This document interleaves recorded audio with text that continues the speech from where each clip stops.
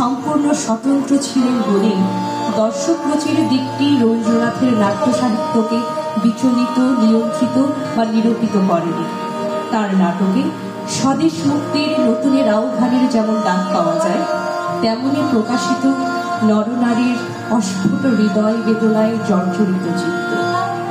সুপ্রিয় সুধী, অনুষ্ঠানের এ পর্যায়ে অভ্যুদয়ের কিচিরমিচির ও উচ্ছ্বাসদের সর্বশেষ পরিবেশনা।